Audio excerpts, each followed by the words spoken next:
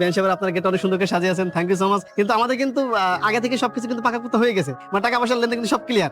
আমরা কিন্তু এই ফিতা কেটে কিন্তু ভিতরে ঢুকবো। আর হ্যাঁ, আমরা আগেই বলেছি যে আমরা বিয়েতে কোনো যৌতুক নিবও না এবং গেটে কোনো টাকা দিবও না। না না, তা তো হবে না। মেয়ে নিতে এসেছেন আর টাকা দিবেন না? No money no honey. এই যে দেখেছিস, বললাম না গেটে এসে একটা না একটা ঝামেলা হবে। ভাই চুপ করেন তো, বিয়েতে তো এমন হবে, না হলে তো বিয়ে ফিলটা হবে না। কিন্তু ভাই আমি একটা জিনিস বুঝতে পারছি, আমার বউ এখানে কি করতেছে? শরবত নিয়ে আসছে, একটা মান সম্মানের ব্যাপার না? বউ কি কখনো গেটে আসে? চুপ করে আন্দাজে বউ করছিস, কি বলিস? ও তোর বউ না, কেন ও তো শালি। ভাই আমি ছবি দেখেছি না, এটাই আমার বউ। দেখছেন না কত সুন্দর, কত স্লিম, এটাই। কি ব্যাপার দুলা ভাই, আপনারা এরকম ফিসফিস করে কি বলছেন? না না ঠিক আছে, আসলে আমরা অনেক দূর থেকে জার্নি করে এসেছি তো, আমাদের অনেক খিদা লেগেছে। আপনারা ফিতাটা কাটতে দেন, আমরা ভিতরে ঢুকে পড়ি আর কি। তা তো অবশ্যই বেয়াই, আমাদের বেশি আবার চাহিদা নেই। আমরা এখানে কয়জন আছি রে? 10 জন আছি। 10 জনকে কম করে হলো 10,000 টাকা দিলেই গেটটা ছেড়ে দিই। টাকাদের মানে ওই যে বললাম, টাকা আগে থেকে একটু ক্লোজ হয়ে গেছে তো, বললাম তো। ভাই এমন করেন না, যা চাচ্ছে দিয়ে দেন, টাকা দিয়ে দেন। আচ্ছা ঠিক আছে, সমস্যা নেই, আমি আপনাকে 5,000 টাকা দিচ্ছি, আপনারা 5,000 টাকা নিয়ে আপনার গেটটা ক্লোজ করে দেন। হ্যাঁ জি না, আমরা 5,000 টাকা নিব না। আমরা হলাম এক কথার মানুষ। 10,000 টাকা দিবেন, আমরা গেট ছাড়বো, না হলে গেটও ছাড়বো। কি 10,000 টাকা? কি 10,000 টাকা লাগছে বলতো? আচ্ছা আপনার কি 5,000 টাকা নেবেন না? না না আপনারা নেওয়া লাগবে, আপনার নেওয়া লাগবে।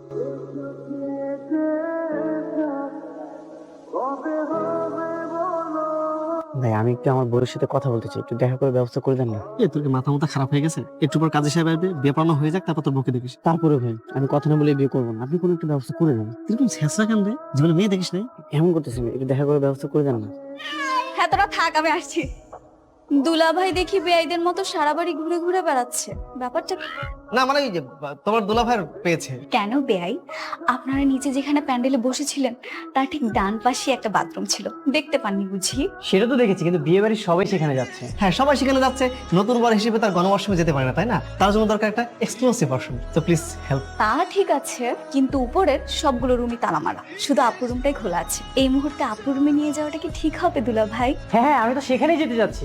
না মানে তোমার আপু তো কিছুক্ষণ পর আমার বউ হয়ে যাবে, তো গেলে সমস্যা কি? চলো। তা ঠিক, কিন্তু কোনো কিন্তু নেই, তোমার দুলা ভাই না, আর তুমি নিয়ে গেলে কোনো সমস্যা নেই, বাড়িকে কিছু বলবে না প্লিজ। ইমার্জেন্সি তো, নইলে। ঠিক আছে চলুন। দুলা ভাই এটা আপুর, ভিতরে গেলে আপনাকে ওয়াশরুমটা দেখিয়ে যান। তোমার আপু দেখালে তো হবে না, তোমাকে দেখাতে হবে। মানে? না মানে ওয়াশরুম দেখাতে হবে। আর তোমার আপুর সাথে কে না কে আছে বুঝতে তো পারছো, আমার খুব লজ্জা করতেছে। আচ্ছা চলুন যাই। হ্যাঁ চলো, আসো। Thank you. আসুন আসুন। আপু দেখো কে এসেছে।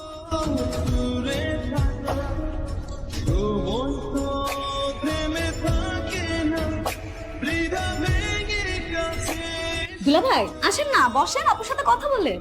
না না দরকার নেই। কেন দরকার নেই? অবশ্যই দরকার আছে।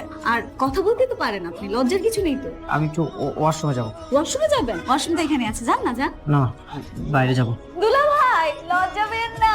ভাই চলেন, পছন্দ হয়নি? ঝামেলা আছে, চলেন। ভাই আমি বিয়ে করতে পারবো না, এই বিয়েটা বন্ধ করে একটু ব্যবস্থা করেন। তোর কি মাথা মাথা খারাপ হয়েছে? বিয়ে করতে পারবে না মানে কি? ভাই মেয়েকে আমার পছন্দ হচ্ছে না। আমি ভিতরে যে দেখি একটা আলুর বস্তা, আর কি দেখেছি জানেন? বিয়ের শাড়ি পরে রুটি আর কোলা খাচ্ছে। ছবিতে দেখলাম কত সুন্দর সুদর্শন, আর এখানে এসে দেখি আকাশ পাতাল পার্থক্য। ভালোই ভালোই মিটে গেলেই হয়ে যায়। আলহামদুলিল্লাহ, আল্লাহ ভরসা। কি ব্যাপার নাবিল, তুমি এখানে কি করছো? যাও স্টেজে গিয়ে বসো।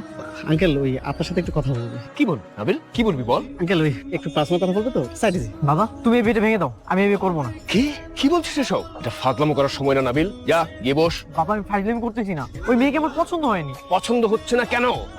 বিয়ের আগে তো তোকে আমি ছবি দেখিয়েছিলাম তাই না? তখন তো কোনো আপত্তি করিসনি। বাবা ছবিতে দেখেছিলাম একরকম, এখানে এসে দেখতেছি আরেক রকম। ছবিতে দেখেছিলাম স্লিম সুন্দর, আর এখানে এসে একটা আলুর বস্তা দেখতেছি। না না বাবা, আমি এই বিয়ে করতে পারবো না। ওর কি মাথা খারাপ হয়ে গেছে নাকি? ওকে বোঝা ভালো করে। কাজী সাহেব চলে আসছে, আপনাদের কথা যদি শেষ হয়ে থাকে তাহলে চলেন আমরা আগাই। জি প্লিজ চল নিয়ে এসে। সুমন ওকে ভালো করে বুঝিয়ে স্টেজে নিয়ে আয়। এই নিন দুলা ভাই জুতাটা। এখন আপনি খুশি হয়ে আমাদেরকে কত দিবেন বলেন তো? এই তোরা কত চাস? আমাদের চাহিদা আবার অত বেশি না, মাত্র 5,000 টাকা দিলেই হবে। মাত্র 5,000 টাকা? আচ্ছা নাও, সব টাকাই রাখো। আমি কিছু বুঝতে পারছি না, ডাল মে কুছ কালা লাগ রহা হ্যাঁ। এতগুলো টাকা দিয়ে দিলেন? এই না হলো আমাদের দুলা ভাই। Thank you. মোহাম্মদ জয়নাল হকের ছেলের সাথে 10 লক্ষ টাকা দেনমোহর বুঝিয়া পাইয়া এই বিবাহে আপনার সম্মতি থাকলে বলুন কবুল। বলমা কবুল বল। আপু কবুল বলো। বলে ফেল মা কবুল। চাচা চালু করে চলেন, বর তো অজ্ঞান হয়ে গেছে গা। কি বলিস? কি হয়েছে তা? কি হয়েছে? কেমন করে হলো? আঙ্কেল আমিও বুঝতে পারছি না, ও হঠাৎ করে দেখি আবার বলতেছে মাথা ঘুরতেছে, আমি ধরতে না ধরতে অজ্ঞান হয়ে গেছে। অসুস্থ ছেলেটা। আমি ডাক্তার ফোন দিচ্ছি, সে বাড়িতে এসে আঙ্কেল দেখে যাক। ডাক্তার কেন ফোন দিবেন? অ্যাম্বুলেন্সে ফোন দেন, ওকে আমরা হসপিটালে ভর্তি করবো। বাবা আমি অ্যাম্বুলেন্সে ফোন দিই। আচ্ছা ঠিক আছে, তুই তাড়াতাড়ি অ্যাম্বুলেন্সে ফোন দে, আর ভেতরে গিয়ে তোর মা আর আপুকে বল যে আমরা হাসপাতালে যাচ্ছি। বিয়ে সাহেব একটু ডাক্তার সাহেবকে ডাকেন না প্লিজ। আরে ডাক্তার আসে না কেন? Hello doctor. এখানে তো চেঁচামেচি কেন? দেখি তো প্লিজ।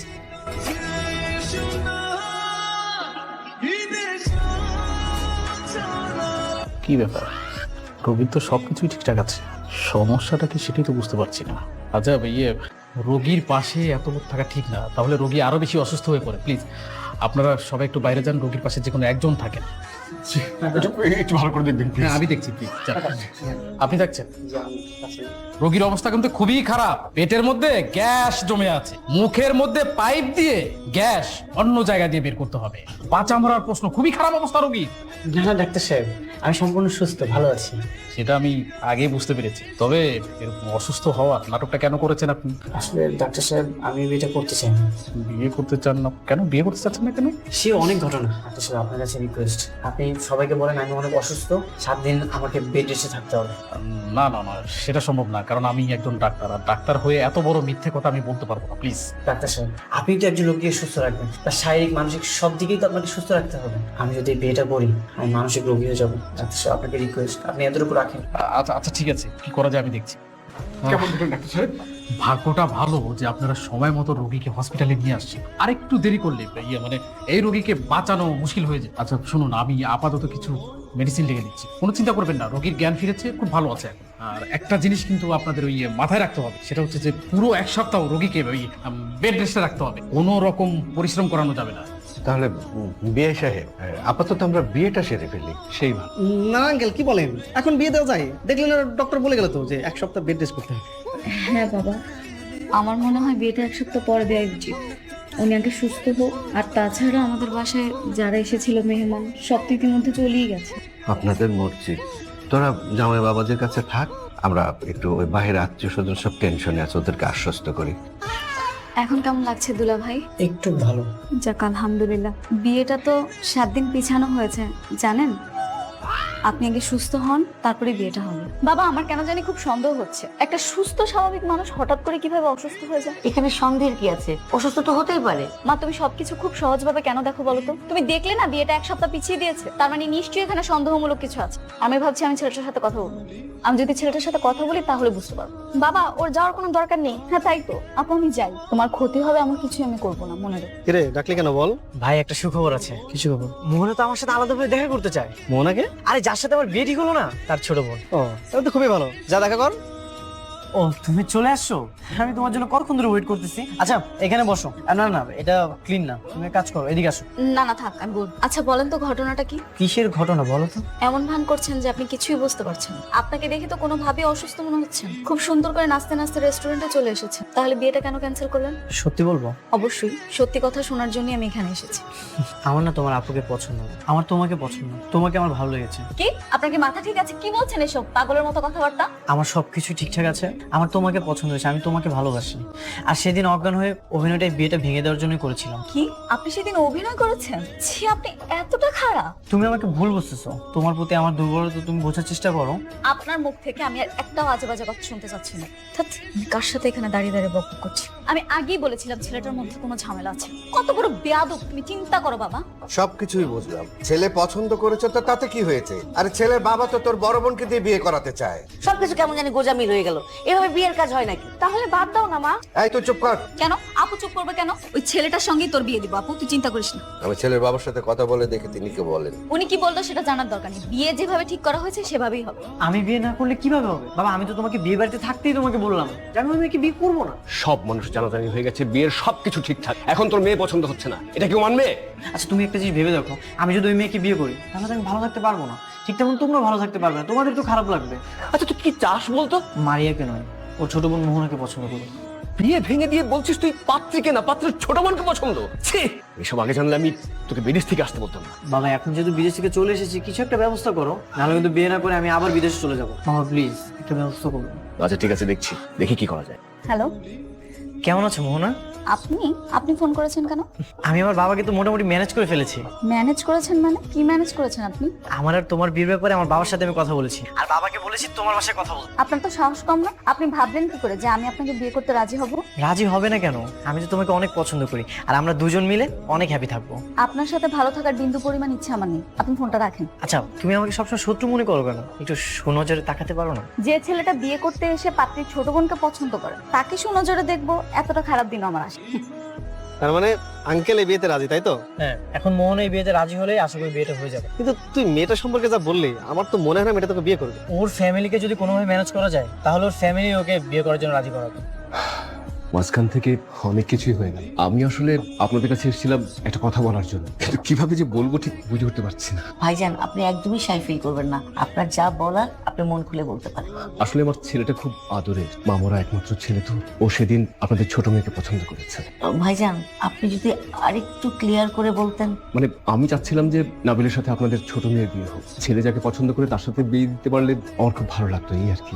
সেটা তো ঠিকই আছে, যেহেতু সংসার ওরা করবে, ওদের একটা পছন্দের গুরুত্ব তো আমাদের দিতেই হবে। কিন্তু আসলে আত্মীয় স্বজনের মধ্যে তো জানাজানি হয়ে গেছে, সেটা তো আপনি জানেন। হ্যাঁ জানি, কিন্তু তাদের দিকে তাকিয়ে আমাদের ছেলে মেয়েদের পছন্দকে যদি মূল্যায়ন না করি তাহলে বিষয়টা কেমন হয়ে যায় না? সেটাও ঠিক বলেছেন।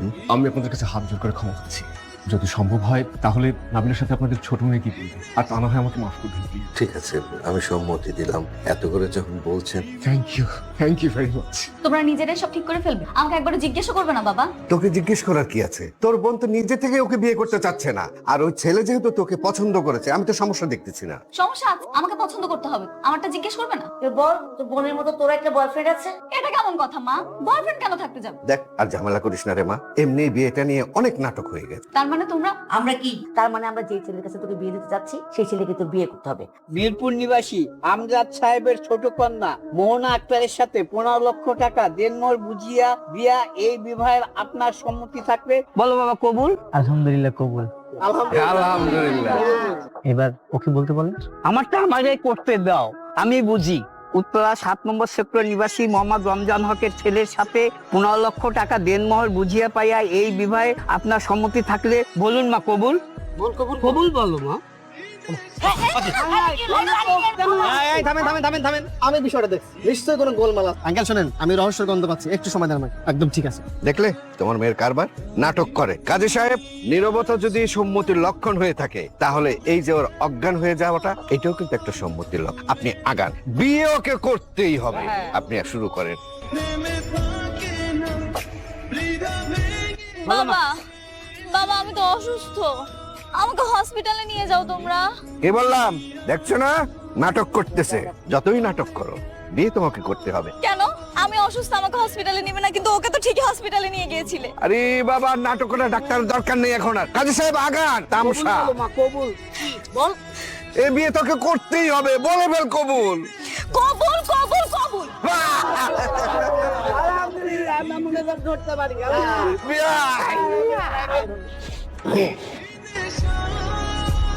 কি ব্যাপার, এখনো বসে আছো কেন? করবা না? কি কি বলছেন আপনি? কি করবো আমি? সালাম করবে না?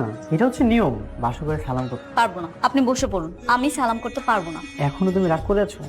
না না, আমি একদম রাগ করিনি। দেখতে পাচ্ছেন না আমি আনন্দে গদগদ হয়ে আপনার জন্য বসে আছি, অপেক্ষা করছি। সেটা তো তোমাকে দেখেই মনে হচ্ছে তুমি অনেক আনন্দে আছো। বাকিটা আস্তে আস্তে হবে। কি কি হবে আস্তে আস্তে? প্রেম ভালোবাসা।